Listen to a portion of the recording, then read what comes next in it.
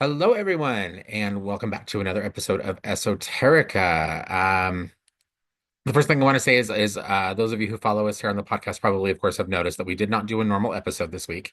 Normal, regular, a regular episode this week. Um, the holidays, man, I don't know what to tell you. Just craziness in the shop, craziness with events and classes at the shop, and craziness in trying to maintain a personal life away from the shop. So I am going to apologize for not getting a regular Salty Witches episode out this week.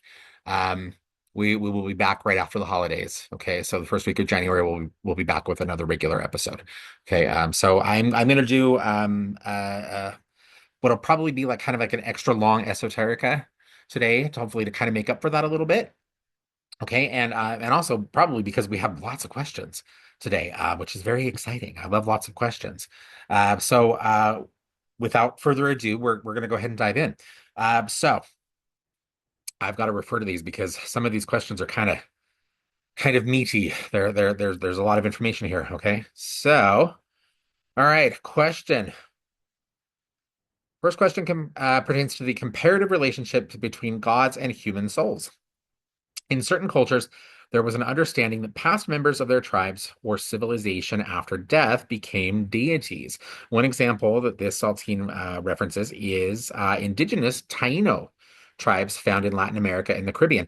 So the Taino people, if you guys are not familiar, the Taino people are an indigenous community, an indigenous group of people who are, again, as this Saltine references are kind of found throughout the Caribbean islands, Puerto Rico among them, and they are oh they're kind of another indigenous community, unfortunately, that have been kind of really unfortunately kind of overtaken by a lot of other Latin cultures, and they experience a lot of trouble in Puerto Rico with just gentrification and a lot of classism, particularly with unfair influence from the U.S. government and um, frankly, rich white people buying up a lot of land in the Caribbean and displacing indigenous communities. That happens all over the world, unfortunately, and the Taino people are just as much a victim of this.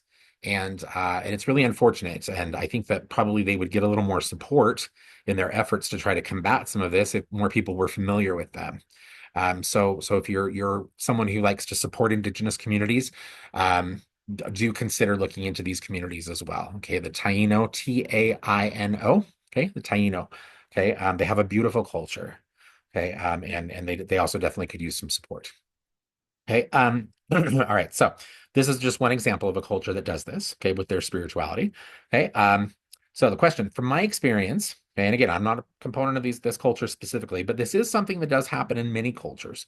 Okay, how different are these gods in comparative power and influence to others found more within mainstream occult beliefs, like Greco-Roman deities, Norse, or even Egyptian pantheons? So in answering that, I want to say, as far as distinction, as far as comparative power, I'm going to say that I don't believe there would be any difference at all. I think that when we are looking at the concepts of deity, I think that we're talking about spirits that wield power that we are really probably incapable of being able to measure. There isn't scientific equipment to measure these kinds of things, right? And these are sources of power and intelligences, consciousnesses that are beyond certainly our human ability, I think, to be able to fully fathom.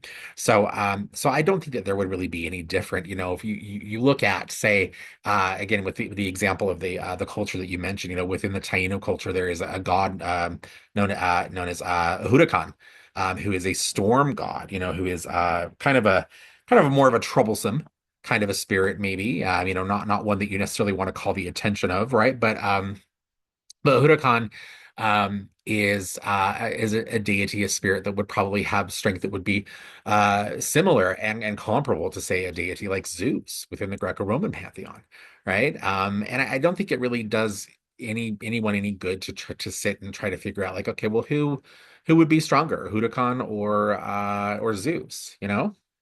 So I'm gonna say like it really probably doesn't matter, to be honest. I think that when we're talking about these kinds of spirits, it doesn't really do much good to play games of like who's got the bigger biceps, um, because we're dealing with spirits that are beyond these things. And as is often the case, if we read our stories, sometimes it doesn't matter who has more power. Sometimes it really just comes down to who uses their power more wisely, right? So I don't think there's an issue here of comparative power.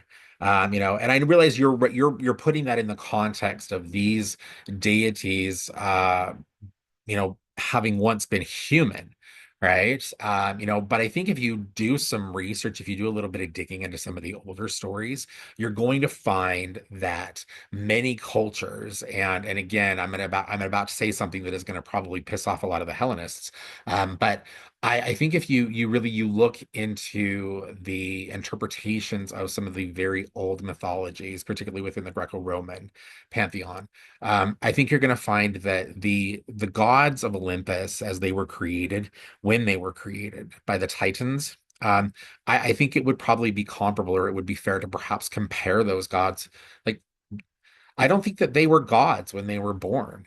I think that they were beings that were probably very similar to human. And perhaps through the years, through their close association, through the direct connection and perhaps stewardship that they had of the Titans, I think that maybe they gained access to knowledge, and through that knowledge, they maybe then accessed other forms of power, right? And it was through that process that they then maybe ascended to godhood or became beings that we would then identify as godhood or gods, excuse me, right? Um, but that's an interesting concept when you think about it, right? Because it would be probably fair to say that much of what we consider normal today in the uh just in the context of technology, when you look at science and technology, like I'm sitting here with a cell phone in my hand, right?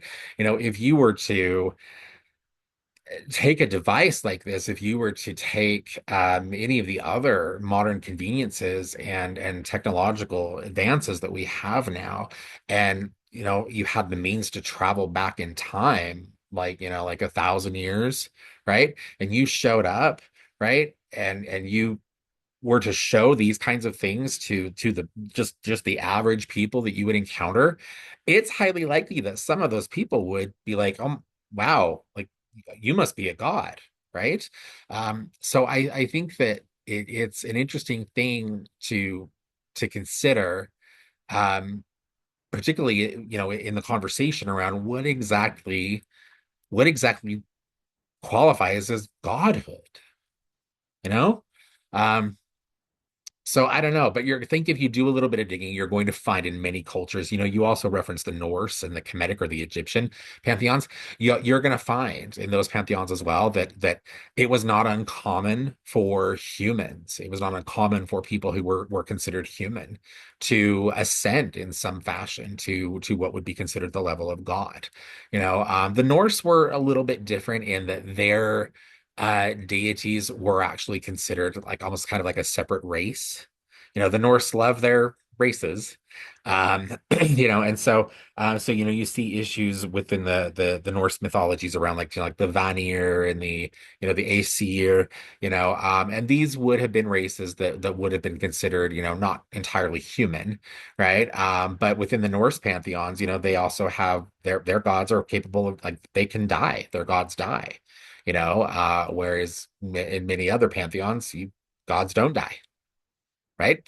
Um, so I think every culture, every pantheon, every god potentially, has their own story. There are different beliefs and different ideas around godhood, and how a particular spirit becomes a god, and then at that point, what that really entails. So yeah, but it's an interesting thing, I think, and something to consider. I think, as I'm noticing more and more that a lot of practitioners are, they're not disengaging fully from deity work, but I am noticing a bit more that deity work is holding a little less influence over as many practitioners now. And that's one of those things that kind of moves in waves through the occult and through the spiritual community. It'll circle back around again. I'm sure in the next couple of years we'll have another whole wave of newer practitioners who are all about deity work and who you work with and which God do you work with and which, and there's okay, that's okay. There's nothing wrong with that, right? I've been that practitioner, absolutely. But I think that there are a lot more people now that are recognizing that it is perfectly fair, it's acceptable, and you're not really losing any power or purpose in your practice to practice as a secular spiritualist, in that you recognize that you don't need a higher power, you don't need deity, you don't need God in your practice, that you yourself are enough, right? You and your connection to the world, you and your connection to spirit, you and your own identity as potentially as a creative force in your life and in your world, like you're enough, right? So with that in mind, I think it is interesting, perhaps maybe for people who are kind of moving in that direction in their own practice, to really consider, like, what exactly do I identify as godhood? You know? Um, so interesting question. Yeah, and again, something definitely like food for thought, right? Some of the deeper, maybe more philosophical things that we need to be considering, particularly when we're looking at the bones of our practice. All right, let's see. Second question involves death and the concepts in relation to those who work closely with death and its denizens. Ooh, I love that word, denizen. Okay. All right. In this person's in this Saltine's recent dives, I'm assuming like research they're referring to. That I came across some practitioners talking about ancestors and working with the dead. What stood out to this Saltine was their notion that those who often work with death or the dead are more likely to succumb to it, meaning that those that are often close to death are dead ones are more likely to die than those who do not. What is my opinion on that? Okay. Ooh, sorry, I kind of fumbled that question. So basically, if you're working with death and doing ancestral work more consistently, you're more likely to die, or you would maybe be someone that would be maybe more likely to uh I don't know, just that. Like you would maybe be more likely to maybe see an early death, or maybe even see death more closely around, or more closely in existing or within your life, right? I'm gonna say right now, I don't really agree with that. I don't agree with that. Um, I think that people who do a lot of necromantic work, people who work very closely with death or the current of death in their spiritual practice, whether they be magical practitioners, whether they be like death doulas, right? I think that the presence of death, the energy, the idea, the processes of death are closer to them, certainly. But that I think has just more to do with the fact that they're more consciously aware of those things. Um, I don't I have yet to experience that. And I practice necromancy regularly. I don't see any indication in my own practice. I have yet to see or interact with anybody in any variety of practice, any indication that they have seen more death in their life, that they have had personally, that they have had any more struggles with their personal health, that they are more inclined to any kind of accidents than anybody else, that really, in essence, that they're really any closer to like physically dying. They might be closer to spirit, they might be closer to the dead as it would relate to like conscious spirits of the dead. Um, but no, I would have to disagree with that. I think, to me, when I hear things like this sounds very much to me like a cult edgelord kind of bullshit, right? We're like, oh, I'm so creepy. I'm a necromancer, and I spend all my days talking to the dead, and I'm so close to death, and I just walk the line between life and death, and ooh, I'm so creepy and dark, and I have to laugh at that, and because really what that is that is an indication or a sign of immaturity in practice, because really those are people that most likely are half of their practice, to be honest, is probably bullshit. Um, and I think a lot of it so much is also just a lot of presentation. A lot of it is really kind of just what they're putting forth, right? What they're putting on the internet, right? So I would definitely have to disagree with that. I don't think that. that has not been my experience. Okay. Yeah, yeah, definitely not. Um, I don't know if there are any saltines out there that maybe you're like, hey, actually, I kind of also work very closely with death, and I actually have, like I'm always open for the discussion. I think that everybody's experiences are going to be different.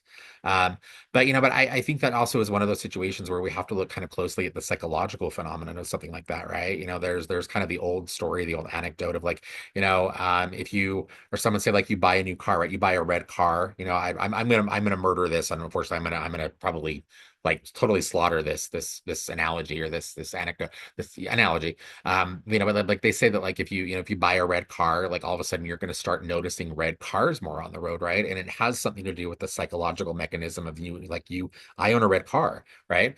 I think that the same would be true of something like this, right? If you are someone that is consciously working with the dead, actively in communication with the dead, doing necromantic work, right? Whatever you may call it, right?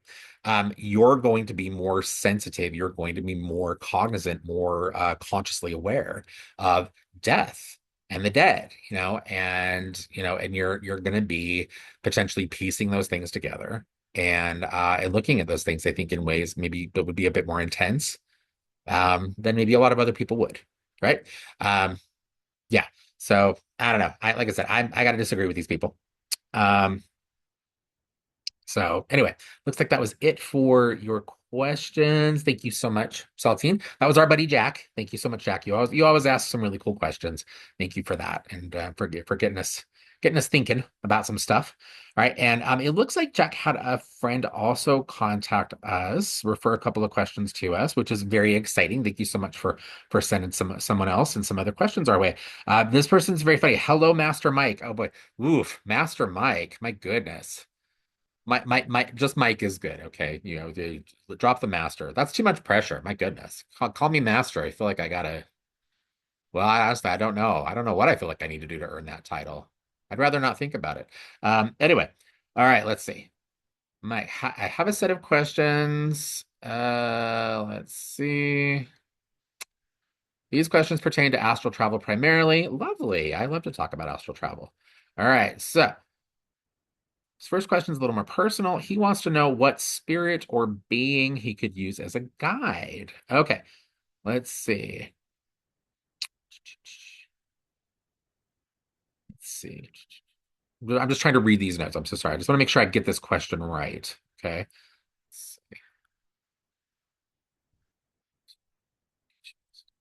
Okay. So yeah, so basically like what kind of spirit basically would be an appropriate spirit for like a guide and doing astral travel work.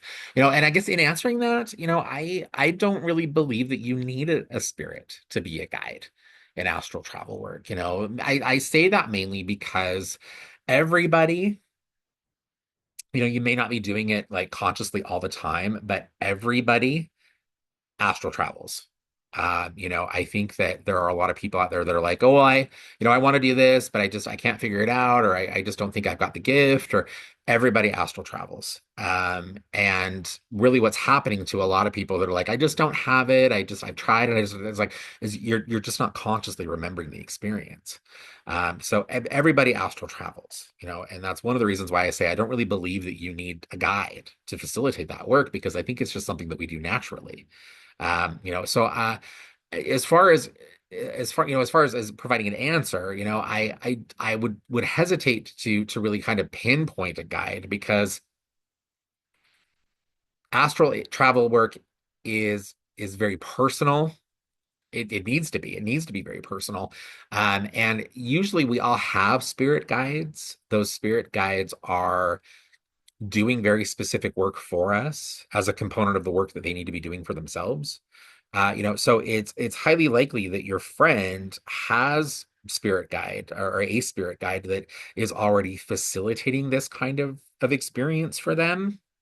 And they maybe instead of looking at how to choose a spirit guide, it's probably more better. It would probably be a better use of their time, maybe to instead focus on how to connect to their spirit guides to try to figure out which one they have that would be maybe kind of primarily responsible for overseeing this kind of ability or facilitating this kind of energetic work. Um, because all of us have spirit guides that kind of serve as kind of energetic, I don't know what you want to call it, um, that kind of serve as, I want to say, like gatekeepers. Yeah, I mean that's kind of a good term. Like there's spirits in essence that kind of work to keep us safe from particular spiritual energies. They are spirits that are there to make sure that other like things don't necessarily get in our way, that we don't run into any kind of spiritual energy that would maybe be too malicious or difficult for us to handle, right? They don't filter us from everything, right? They can't filter us from everything, but otherwise we would never grow in the way that we need to, right? We need, unfortunately, the sad reality of living a human incarnation is that we need some adversity, we need some trouble, but even in the spiritual aspect of our being, but so they can't filter us and save us from everything, but they do save us from a lot of stuff, and and a component of their work would also be potentially opening doors for us and allowing us to be able to kind of move through spaces, and it's not that we need them to do that for us necessarily, because again, this is just a natural ability, right? This is something that would be akin to any other kind of psychic gift. You don't need a spirit guide to help you be psychic, right? You're just psychic. Right. It's just another part of your being. Like you see, you hear, you smell, right? You taste, right? Um, you're psychic, you astral travel, right? These are just parts of who you are, right? Um, so yeah, so that's an interesting one. And I wouldn't actually um recommend, I wouldn't know like a particular spirit. If your friend wanted to move away from astral travel as a purely like natural organic kind of experience, and say he wanted to make this kind of more of an occult, kind of more of a ritualistic process, then you're going to specifically want to look to, or then I would say, okay, you might have a few other options, or I might have some other ideas. At that point, then you're going to want to specifically look for spirits that are known psychopomps. You're going to want to look to spirits that we know are messengers, deities, that we know are spirits that move between realms. So one that's really popped up a lot lately, and I don't know why entirely. It's not that he doesn't deserve the the attention, because he's a cool god. But Hermes has been popping up in a lot of different places lately. I'm seeing Hermes pop up all over the internet. As deities often do. They're very trendy kinds of things, right? But Hermes is a very psychopompic kind of deity. Hermes was one of the few gods that could move between realms, right? So Hermes would be a really good example of a deity that would be excellent for moving between realms, right? One of my favorites, Hecate, right? The Morrigan, Santa Muerte. There are so many. Basically, any goddess of the underworld would be a good one. Gods of the underworld would be a good one. Any spirits that would be kind of in between, right? Would be a good one potentially, right? If you were looking at working primarily with animistic spirits, you could focus on psychopompic spirits like owl or raven or crow, or basically any kind of blackbird, right? Bats are really good ones. Spirits that again kind of basically just exist in between, right? Toad is a really good one, right? Those could be animistic spirits, or things that could be incorporated into a more of a ritualistic process around astral projection. Um, but but I don't know, but that kind of experience though, that would potentially require a little more, that would require other types of knowledge. Your friend would need to have other kinds of ritual or occult knowledge, probably to facilitate those processes. And I'm not saying he doesn't. I honestly, I just don't know, right? I don't know your friend.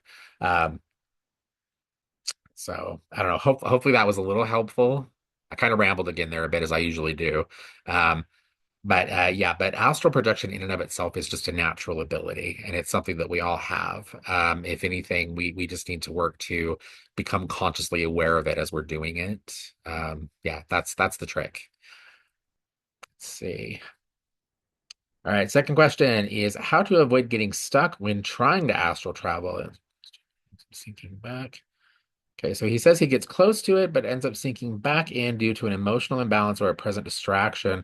What can he do to maintain the transition for travel and pull out? So yeah, so that's an issue.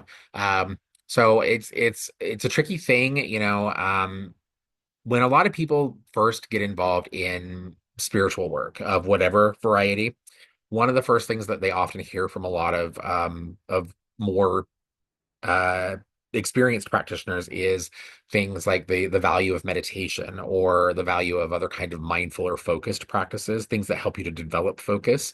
And this is an example of why. Okay.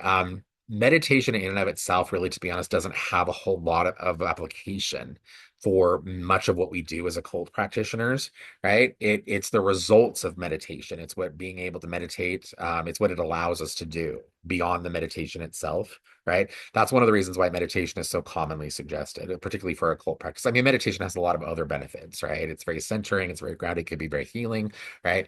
So meditation's always good, right? But for occult practices specifically, it's not that we're telling you meditate because that's a really effective way to work a spell. It's fucking not. Meditation is not an effective way to work a spell, right?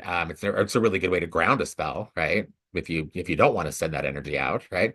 Um, but it's the ability to build focus. Okay, and that can be complicated or further complicated when we're talking about a process like astral projection, because you really do need to get to the point where you're able to kind of access that in-between state. Astral projection is typically not a conscious or a fully conscious process, right? Um, it is something that kind of exists or is something that happens kind of between the conscious and the unconscious state of our being, our mind. So, where your friend is concerned specifically in answering his question, I would say that things that are going to be of benefit are going to be to create a routine, to have a structure around astral travel. Okay. And that means like the same thing every night. Okay. And I know that can sound super boring. And, and a lot of people are like, oh God, I don't want to have to do that. But that kind of process, that kind of routine, it can be really helpful. Sometimes that's exactly what you need to get you there. Okay. So the same thing every night. And that means that he goes to bed every night at the same time. Like he gets ready at the same time. He has the kind of follows the same routine. And I'm talking the mundane stuff. Like he turns off the TV, he turns off his cell phone, right? He silences all that shit, right? He does the best he can to try to make sure that he has quiet in the house so there are no external distractions around him, right? And I know that can be hard depending on, if he's living with people or whatever, right? Okay. That he doesn't have ambient noise going in the room that would be a distraction, right? Um, that he establishes a healthy sleep cycle, because if you lay down to try to astral travel, if you're exhausted, like you're overly tired, you're gonna fall asleep before you have a chance maybe to get to that in between state, right? Um, which doesn't mean you can't still astral travel, right? Like you could fall asleep and then still astral travel. You're just maybe not going to have a memory that you did it, right? So you need to be rested. Okay. Um, and then, to beyond that, as far as limiting those distractions, to look really carefully at expectation. I think that many people, and astral travel is another one of these things. I think that many people, when they get involved in spiritual practices, they go into those things kind of with the idea that what they have seen other people doing, or how they've watched people do it on the internet or on TV or in movies, right? And that's all fantasy. That's all fantasy, right? The way that they watch people do this shit, right? They're like, oh, it's going to be exactly like this for me, right? And probably not. We're all different. We're all different, right? So doing what you can to kind of loosen expectation around what exactly this is supposed to look and feel like, okay, is going to also be really helpful, because going into something and having an expectation, as soon as the moment occurs, as soon as that moment comes where it's like, oh, this isn't happening the way that I saw it happen on that TV show, right? As soon as you hit that moment, it's going to immediately pull you out of the experience, right? And from there, you're going to have other problems, because then you're going to run into imposter syndrome, doubt, right? It's gonna be a mess for you. And sometimes those are the things that shut people down permanently. And it's really unfortunate. So those are things to consider, right? Um, I think also obviously we need to be patient with ourselves as we're doing this work, right? That's really an important thing, right? Because these are things, it's like building muscle in a gym, right? We use that comparison a lot on the podcast, but that's the reason we do it, is because it's the truth, right? These are not necessarily things that everybody is able just to immediately do. Sometimes they take time and focus and discipline to develop, right? So being persistent, right, is also going to be helpful. Okay. And being patient and forgiving of ourselves, right? If we don't immediately get it, right? If it doesn't immediately work out, right? That's important. Okay. Um, I think that those are all good things to consider. One other thing that comes up, and I only want to mention this just because, and I don't know that necessarily that this is an issue for your friend, but I want to mention this because in the past, as I've had students and people that I've mentored in processes like this, I want to mention this because one of the things that comes up a lot for people around astral projection, particularly around that's okay, I won't go there. Fear.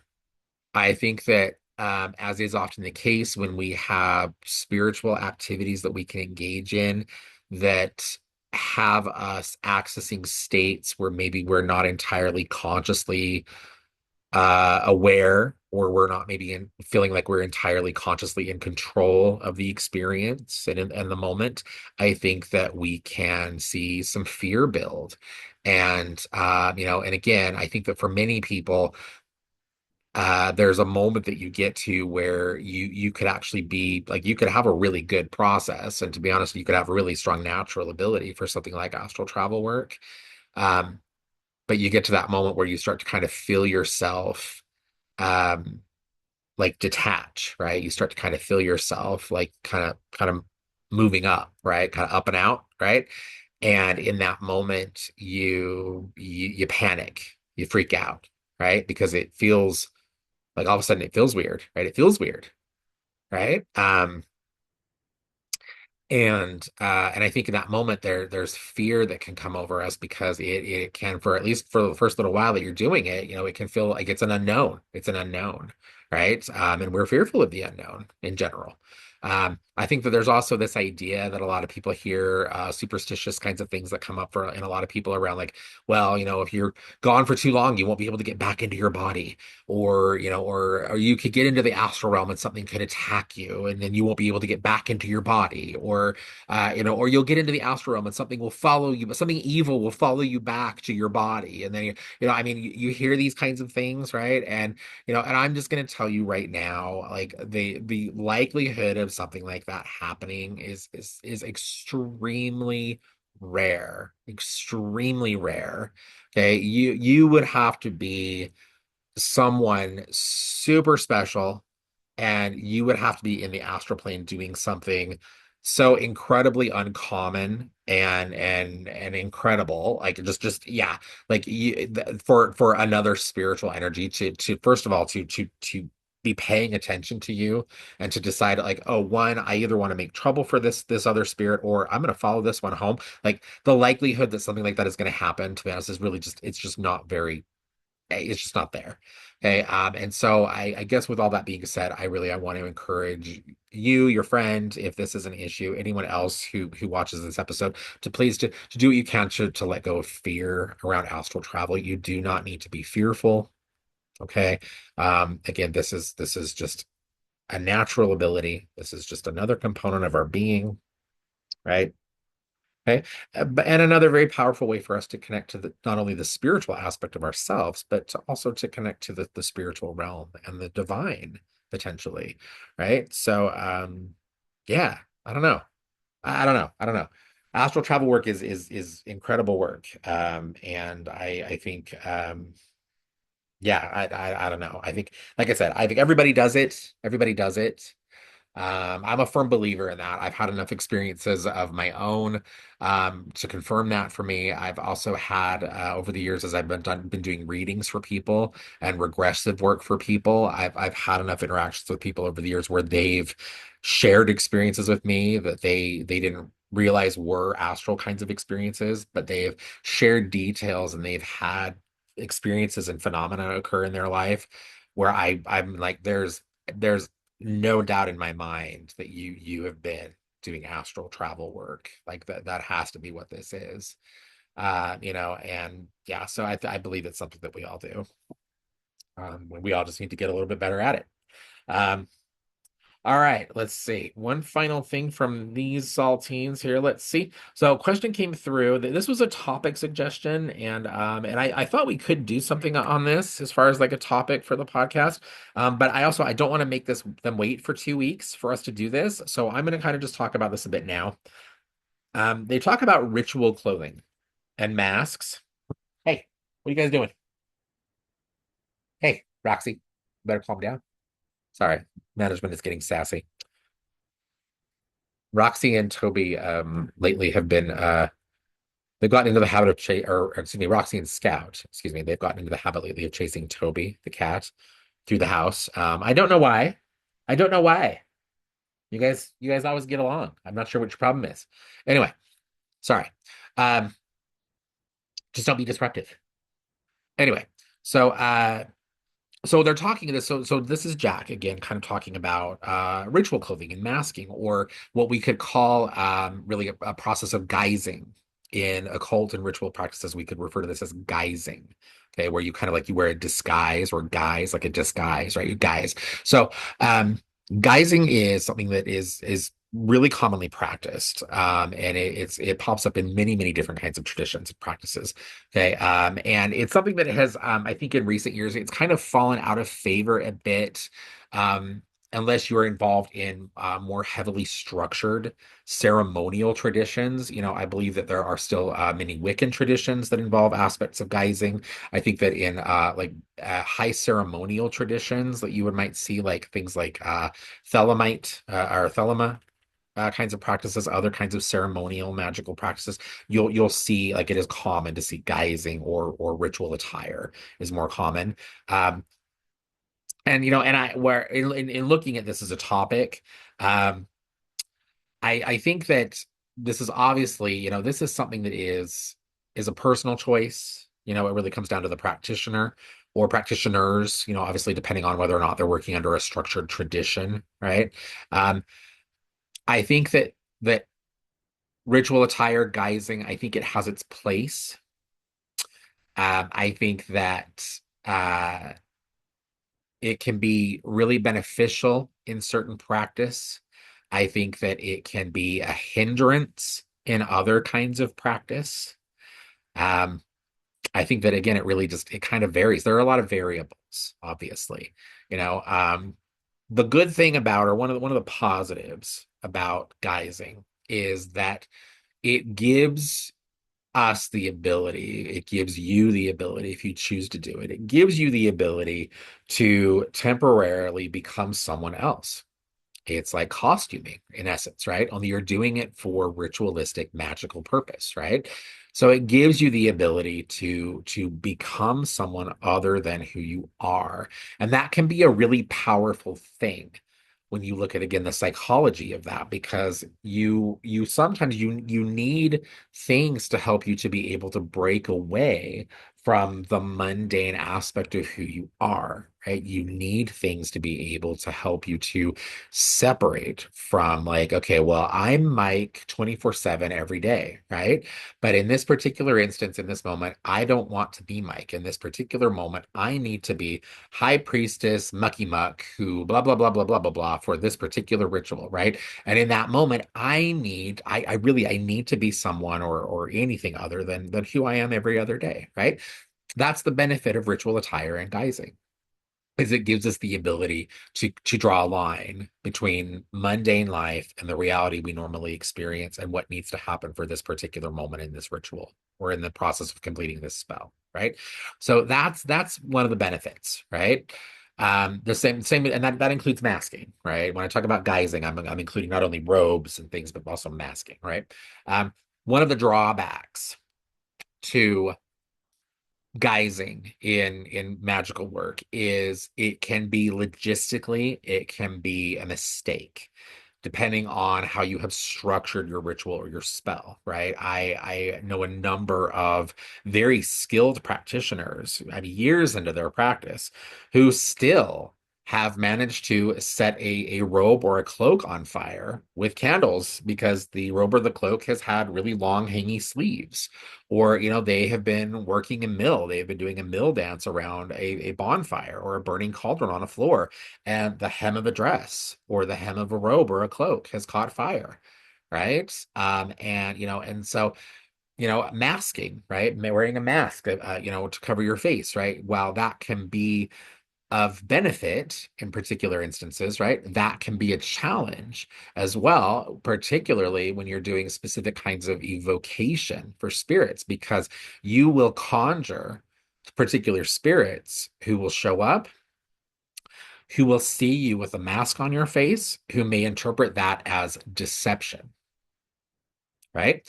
I also have had interactions with people in past who have worn masks in the process of doing their work, because they have been fearful.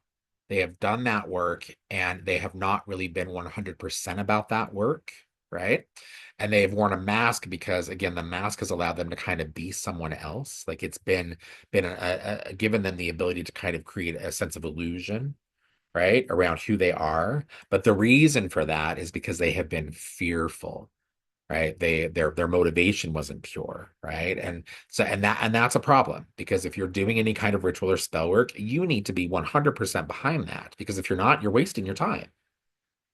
Okay, so there are positives and negatives, as is almost always the case, right? When we're dealing with these kinds of things in our practice, right? So I think that guising is a wonderful thing.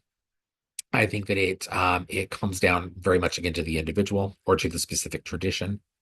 Um, I think that you need to be very mindful of how you are incorporating it into your work, right? Obviously, fire hazards, etc. Right? Um, not even fire. God, I'm thinking of over the years, like some of the things like that I've seen. Like God, sometimes I've also seen over the years a few instances where somebody will spend a lot of money on a really beautiful ritual piece of attire, like a piece of ritual attire, like a really beautiful robe or a cloak or something. They'll wear that thing to a spell, and like within 10 minutes, somebody has nudged a candle and they have gotten wax all over that robe. And I don't know if you've ever had to try to get wax out of particular types of material, but it it's not fun. And sometimes even if you can get the wax out, you will forever have an oil stain, right? So sometimes it's just not worth it, right? Um, yeah, I don't know. It's again, it's a very personal thing. Um, but it can be a very cool thing for helping you to kind of get into that different headspace. Let's see. I think that was it for questions. Let me make sure that I didn't have anything else.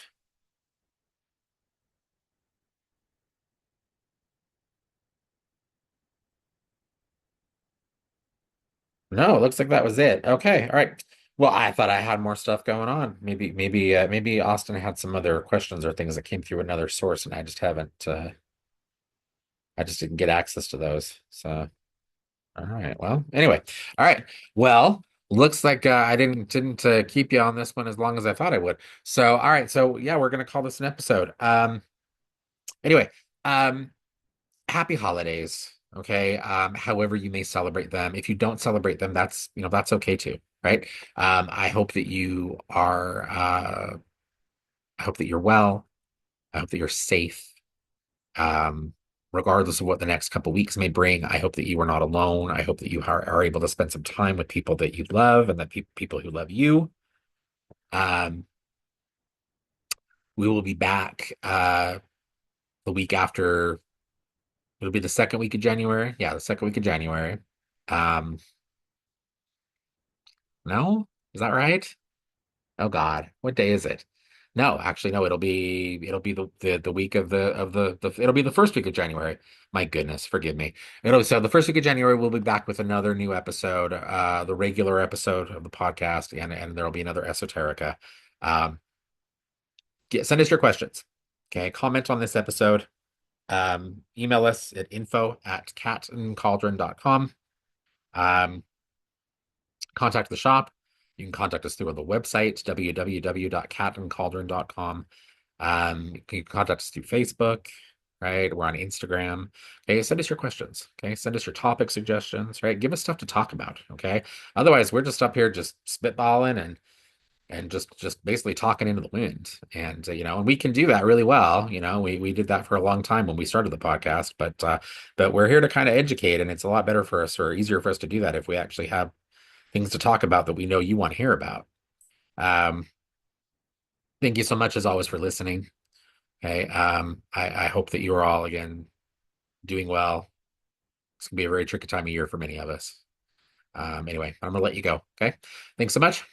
And until next time. Okay. Bye.